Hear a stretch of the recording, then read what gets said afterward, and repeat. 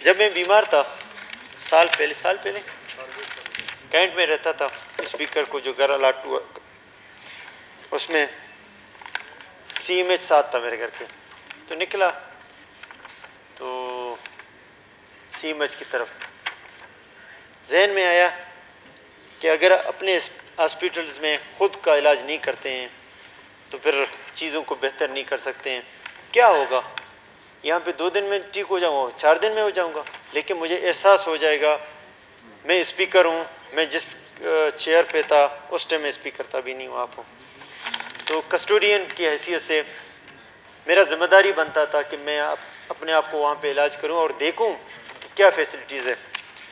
आप यकीन नहीं करेंगे स्पीकर साहब, जब मैं गया वो हैरान थे इसको कहाँ ले जाएं। कभी भी इतने ये पोस्ट वाले कभी गए नहीं हैं, उनके लिए जगह नहीं था। BMC गया, अब मैं मर रहा हूँ, इनके पास जगह नहीं है। मैंने कहा मुझे नॉर्मल वार्ड में भेजो, मुझे नहीं चाहिए VIP वार्ड, मुझे नॉर्मल वार्ड में मर रहा हूँ। आप लोगों ने मुझे MS के दफ्तर में बिठाया, क्या करें, उनके पास कोई जगह ही नहीं था। फिर मैं जब नॉर्मल वार्ड में दाखिला किया, इतना रश हो गया कि बाकी लोग डिस्टर्ब हो गए, तो उन्होंने कहा कि हम यहाँ पे आपका क्या था, सिर्फ मैदे में पेन था, कुछ भी नहीं था, हम आपका इलाज इधर नहीं कर सकते, सिविल हॉस्पिटल में जाएं। तो उधर से मैं निकला, सिविल हॉस्पिटल गया। आप यकीन नहीं करें, गवर्नर क्योंकि नॉर्मल उसमें रहता तो रश बहुत ज़्यादा था, तो लोगों के लिए भी मैं मुश्किलात पैदा करता।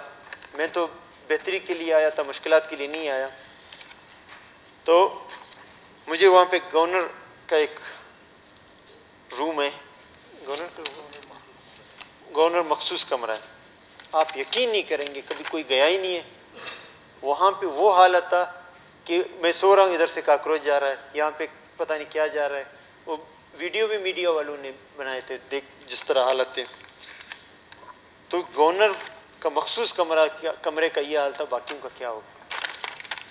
मकसद हमारा ये नहीं था कि मैं शोशा के लिए वहाँ जाऊँ, मैंने कहा अपनी चीज़ों को ओन करना है, कुछ नहीं होगा। जिसको अल्लाह रखे मेरे ख्याल उसको कोई कुछ नहीं कर सकता। ये डॉक्टर तो ज़रिया हैं, शफा देने वाला ऊपर है, इक़्तिदार देने वाला ऊपर है, यहाँ पे सारे बैठे ये ज़रिया हैं, कोई किसी को।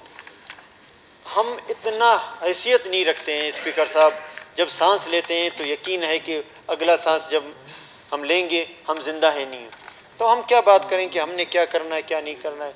करने वाला अल्लाह है, नीयत साफ़ होना चाहिए, मददगार वही होगा। आप नीयत साफ़ करें, जब आप इतना अपना हिम्मत नहीं रख सकते हैं कि आप अल्लाह के हुक्म के बगैर पानी पी सकें, तो मैं आपको क्या दूंगा, इस ऐवान को क्या दूंगा, अवाम को क्या दूंगा, या वो मुझे क्या देंगे। कोई किसी को कुछ नहीं देगा। नीयत साफ़ करें, अल्लाह ताला हमें मदद करेगा। हमारा नीयत साफ़ है, हम अवाम के लिए अच्छा काम करने की कोशिश करेंगे। तो हॉस्पिटल्स में जब तक हम खुद नहीं जाएंगे, अफसर्स नहीं जाएंगे, आप लोग मेरे ख्याल चीज़ें बेहतर नहीं कर सकेंगे। चीफ सेक्रेटरी साहब, ये हमारा फेस है। और जाम साहब का मैं शुक्रिया, जब मैं हॉस्पिटल में था वो आए, गवर्नर साहब आए, उन्होंने बहुत सारे इकदाम उठाए, लेकिन बाद में वक्ती तौर पर हम बहुत सारे इकदाम उठाते हैं, कंटिन्यूटी नहीं है। हॉस्पिटल्स और एजुकेशन में कंटिन्यूटी होना चाहिए, डिसीजन डेज के लिए नहीं होना चाहिए, प्रॉपर प्लान होना चाहिए, प्रॉपर चीज़ों को आगे बेहतर करना चाहिए, इसमें कोई कंप्रोमाइज़। चीफ सेक्रेटरी साहब आप अपने सेक्रेटरी को कह दें जितना पैसा खर्च होता है करें, बाकी जगहों पे करते हैं, करप्शन के लिए करते हैं, इन्हीं के लिए करें, और ऐसा निज़ाम बनाएं जो आम बंदे को रिलीफ मिले। और हमारे अगर कुछ ऐसा भी सिस्टम बना दें कि हमारे बच्चे अगर वो बेहतर तरीके से कहीं पे वो हैं, जहाँ जहाँ हमारे बच्चे हैं उनकी स्कॉलरशिप लाजमी है कि वो कहीं पे पढ़ रहे हैं, हम उनको अकोमोडेट करें, गवर्नमेंट की तरफ खर्चा दें। और इसके लिए मुझे कोई फ़ाइल की वो नहीं चाहिए, ये इम्प्लीमेंट होना चाहिए। बच्चों को हम अपने पढ़ाएं और उनको बेहतर तरबियत के लिए जहाँ पे हमें रिसोर्सेज मिले हम उनको उनकी लाइफ बनाने, क्योंकि वही हमारा फ्यूचर लीडरशिप है, वही हमारा फ्यूचर है। कुछ इधर बैठेंगे, कुछ इधर बैठेंगे, लेकिन चलाना उन्होंने है। और इस असेंबली, ये हमारा फेस है स्पीकर साहब, हम रोते रहे हैं, मैं कुछ नहीं कहूँगा क्योंकि मैंने पीछे वाली बात ही नहीं करना है। आज के बाद जंगी बुनियादों में इसको एक बेहतर, कभी किसी को करंट लग रहा है, कोई गिर रहा है, किसी की सीट टूटा हुआ है, ये 20-22 साल हो गए हैं। अगर हम असेंबली को बेहतर नहीं कर पा रहे हैं तो हम क्या दावे करेंगे कि हम क्या करेंगे। ये हमारा फेस है। इसलिए नहीं कि हमें लग्जरीपन की ज़रूरत है, इसलिए कि बलूचिस्तान का जो खूबसूरती है, मेहमान आते हैं वो देखेंगे कि यार इनका ये हाल है। सबने अपने हाउसेस बना लिए, हम अपने घरों को बनाने के लिए नहीं आए। जो इदारे मोअज़्ज़ज़ इदारे हैं, जो हमारे लिए एहतराम का मकाम रखते हैं, उनको बेहतर होना चाहिए। गवर्नर साहब से मैं रिक्वेस्ट किया कि उस ऑफिस को भी आवाम के लिए एक्टिव किया जाए ताकि हम मिल बैठ के चीज़ों को बेहतरी की तरफ लें और आवाम को रिलीफ दें। गवर्नर साहब की मेहरबानी, उन्होंने कहा कि इस ऑफिस के लिए जो भी होगा, मैं स्टेट का ये ऑफिस है लेकिन आज के बाद बलूचिस्तान आवाम भी इसके लिए उनकी बेहतरी के लिए, फलाह बहबूद के लिए हम इस यहाँ पे भी काम लेंगे। चीफ सेक्रेटरी साहब गवर्नर साहब से भी वो करें जो भी बेहतरी के लिए हम काम कर सकें, क्योंकि सारे ऑफिस को हमने एक्टिव करना है। बहुत सारे मसले चल रहे हैं रीइंस्टेटमेंट के। मुझे कहा गया, जब पिछली दफ़ा मैं गया गेट पे, मुलाजमीन अरसों से बैठे हुए थे। एक बात मैं आईजी साहब आपको बताना चाहता हूँ,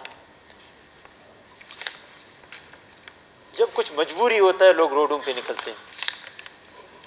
ऐसे किसी को शौक नहीं है रोडों पे निकलना या कोई इस्तेमाल करता है। बच्चे हमारे हैं, हमारी बहन भाई हैं। फोर्स को ऐसा तैयार करो कि वो उनकी सिक्योरिटी के लिए हो। अपने सिस्टम को इस तरह बेहतर करो कि अगर वहाँ से कुछ वो उनके जहन में कुछ होता है, वो तकलीफ़ होता है, वो रोते हैं, वो गालियाँ भी देते हैं, दे दें हमें गालियाँ। अगर हम नुमाइंदे उनके हक अदा नहीं कर सकते हैं, मेहरबानी करके ऐसे अफसर को सामने रखें कि हमारे बच्चों को मारें नहीं, जो हमने पिछले अदवारों में जो पुराने देखे हैं। क्या होता है अगर आपकी सिपाही को अगर होता है, हम उससे आके माफ़ी मांगेंगे, कुछ नहीं होता है। सिपाही भी हमारे बच्चे हैं, वो भी हमारे बच्चे हैं। अगर ज़रूरत हुआ, अगर वहाँ पे पत्थर भी फेंक रहे हैं, मैं खुद आऊँगा, वहाँ पे खड़ा हो जाऊँगा, उनके सामने मुझे पत्थर मारें, सिपाहियों को नहीं मारें। और सिपाही जो हमारे सिक्योरिटी के लिए, मैं उनका कदर करता हूँ। उन्होंने ये जो हमारे फोर्सेस हैं, तमाम forces, army, FC, police, levies, मैं इनका मशकूर हूँ। उन्होंने अपनी जान का नजराना पेश करके इस गुलदस्ते को की हिफाजत किया। इस अवाम की हिफाजत के लिए निकलते हैं। आप हमारे फोर्स हैं, अवाम के फोर्स हैं। मैं अवाम से भी रिक्वेस्ट करता हूँ कि ये भी बाहर के नहीं हैं, आपकी सिक्योरिटी के लिए। ऐसे चीज़ें आप निकलते हैं, मैं खुद आ जाऊँगा। मैं गरीब का बच्चा हूँ। मैं नवाब साहब भी जब वो थे, वो खुद जाते थे, धरनों में जाते थे, रोडों पे जाते थे। मुझे याद है कि माजूरों ने, नवाब साहब की क़यादत में हम लोग थे, तो माजूरों ने एक रोड ब्लॉक किया था। नवाब साहब खुद माजूरों के पास, अभी भी फुटेज हैं, आप दिखा भी दें। मैं जब CM था, मैं भी नवाब साहब तरबियत तो बहुत जगहों से मैंने ले ली है, बहुत सारे। अल्लाह करे कि अच्छे अच्छे कामों का मुझे वो मिल जाए। हमें कुछ फ़र्क नहीं पड़ता है। मैं जाऊंगा, ज़हूर जान जाएगा, पार्टी प्रेसिडेंट है, मैं उनका मशकूर हूँ। ज़हूर जान, मैं आपके उस तरह कलमात नहीं कहे। इस तहरीक को जिस तरह आपने रूह बख्शी और इसको आगे बढ़ाया, मेरे पास अल्फाज नहीं है। और तर्जुमान साहब तो खुश हैं कि वो मीडिया पर्सन बन गए हैं और मीडिया में उसका चौथी शादी के लिए भी तैयार हो रहे हैं। तो आईजी साहब, मैं आपके साथ हूँ, जहाँ पे धरने आएंगे मैं खुद खड़ा हूँगा। हमारे बच्चे हमारे, हमें क्या होता है।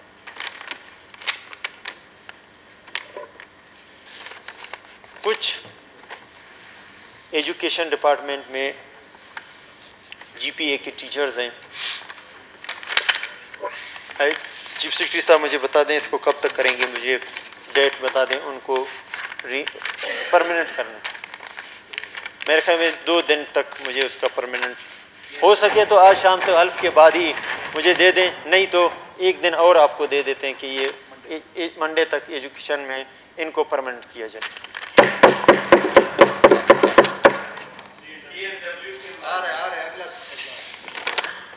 आपने जिम्मेदारी दिया तो सब्र तो कर लें। CNW का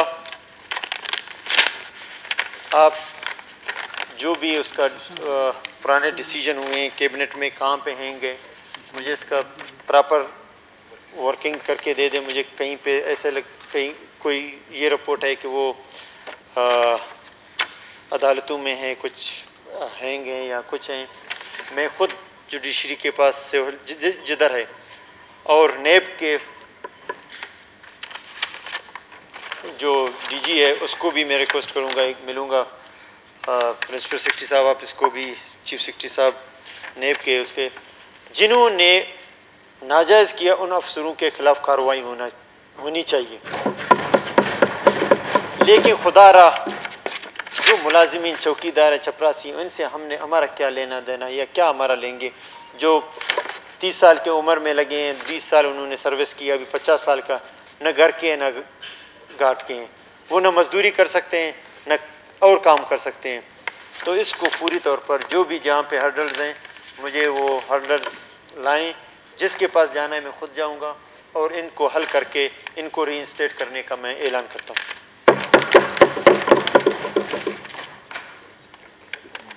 बीडीए के मुलाजिमीन का भी बहुत इशू है। जो लास्ट कैबिनेट में जब मैं था मैंने इनको कहा था कि इनको परमानेंट करें।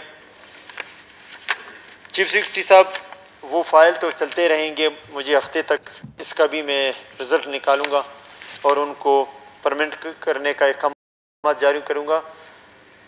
फ़िलहाल उनका जो 6 महीने का तनख्वाह है वो पूरी तौर पर दे दें।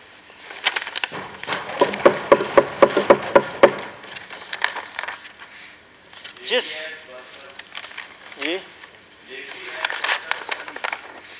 जी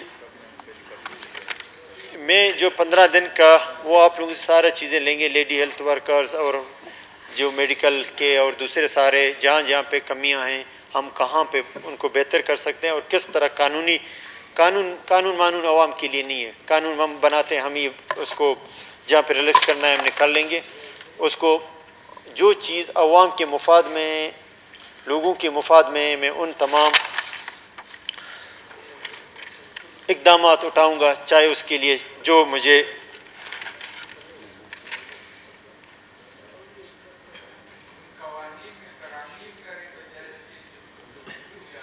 तोड़ नहीं देंगे, रिलैक्स करेंगे। अवाम का हुकूमत है, अवाम के लिए है।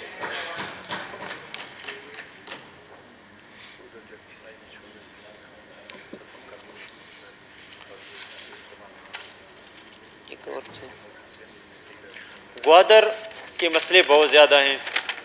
ग्वादर का MPA भी यहीं पे देखो बातें करते हैं खुद गायब हो जाते हैं। ग्वादर का पानी का मसला, जब ग्वादर जाएंगे तो सिर्फ हम वहाँ पे जाके यहाँ सारा मीटिंगें करें, वहाँ पे हम ऐलान करें और उस वक्त ग्राउंड पे चीज़ें होनी चाहिए। ग्वादर का पानी का मसला पूरी तौर पर हमने हल करना है। इधर है, हम वेलकम करते हैं आपको ट्रेजरी बेंचेस में। गैर कानूनी ट्रॉलिंग है, उसको चीफ सेक्रेटरी साहब देखें, इसको पूरी तौर पर बंद होना चाहिए। माहिगिरों का मसाइल है, वहाँ पे जाएंगे और वहाँ का नुमाइंदा भी है और स्टेक होल्डर जितने हैं उनको बुला के, पहले हमने यहाँ बुला के हम उनके सारों तारुली स्टडी करके वहाँ पे हमने जाके ऐलान करके उसी टाइम काम शुरू करना है।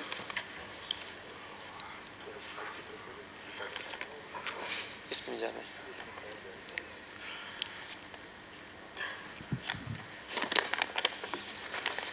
आईजी साहब गैर ज़रूरी चेक पोस्ट जहाँ पे हैं उसको फौरी तौर पर ख़त्म कर दें। हम इधर आए अवाम को रिलीफ देने, हर चौक पे खड़ा करने के लिए नहीं आए।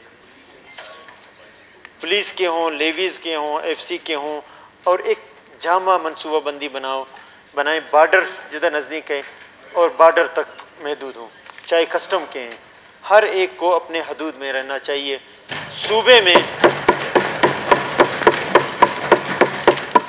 सूबे के बॉर्डर मजबूत करें, सूबे के अंदर जो चीज़ है वो सूबे के अवाम को हमने रिलीफ देना है। आप बॉर्डर सख्त नहीं करते और हर जगह पे लोगों को तकलीफ़ देना, ये मेरे ख्याल में इस सूबे की हालात को देख के हम नहीं कर सकते।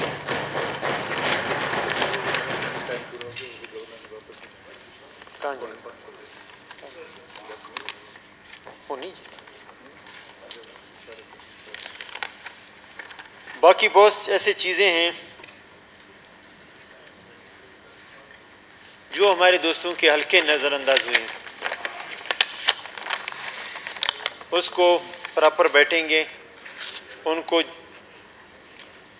जो नज़रअंदाज हुए। हमारा काम नहीं है कि किसी हल्के का एमपी कौन है, अपोजिशन में है, गवर्नमेंट में है, हमने हल्के को देखना है और उसकी बेहतरी के लिए उनको हम भरपूर मदद करेंगे उस हल्के के। और सरेआब रोड हर रोज़ जाएंगे। और यहाँ से चीफ सेक्रेटरी साहब हल्फ लेने से पहले मैंने तय कर लिया कि हम पहले हल्फ नहीं लेंगे, पहले सफाई मुहिम शुरू करेंगे। आप कोई जगह बंदोबस्त करें, हम यहाँ से निकलेंगे।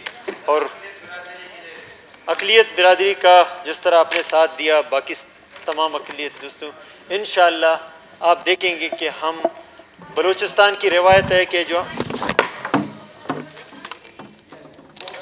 वो मैंने बता दिया, हम आपको साथ लेके जो भी बेहतर, क्योंकि बलूचिस्तान की रिवायत है, कबायली रिवायतों को हम पामाल नहीं करेंगे। यहाँ पे औरत और अक़लियत हमारे लिए बहुत मोहतरम है। हरनाई में हम जाएंगे और वहाँ पे फातिहा ख्वानी करेंगे। चीफ सेक्रेटरी साहब, जो रिलीफ हो सकता है, हम इंसान हैं, सख्तियाँ उनके ऊपर आए, ये मत देखें गवर्नमेंट का कितना पैसा जाता है। अगर उनकी रिलीफ के लिए हम कुछ कर सकते हैं, उसमें कोई कोताही, सिर्फ हमने खाना पीना और राशन देना, पीडीएम का वो चीज़ें नहीं करनी, अवाम को डायरेक्ट चीज़। उसके लिए प्रॉपर मीटिंग करेंगे आपके साथ, लैला तरीन साहबा के साथ, और जामा मंसूबा बनाएंगे और वहाँ पे जाएंगे, अवाम को रिलीफ देंगे। सब आप वो नहीं देखेंगे ना। बहुत सारे ऐसी चीज़ें हैं जो मैं अगर बयान नहीं कर सका, अगले जो हमारे 15 दिन के बाद हम जो अवाम के सामने आएंगे और चीज़ें रखेंगे कि इस दौरान हम क्या करेंगे। तो मैं आखिर में तमाम दोस्तों का फिर शुक्रिया अदा करता हूँ और ब्यूरोक्रेसी को कहता हूँ कि हमें हर्डल्स क्रिएट मत करें। आपके जितने ज़िम्मेदारी हम खुद उठाएंगे, आप सिर्फ हमें फ़ाइल भेजें, काम करना हमारा काम। Thank you.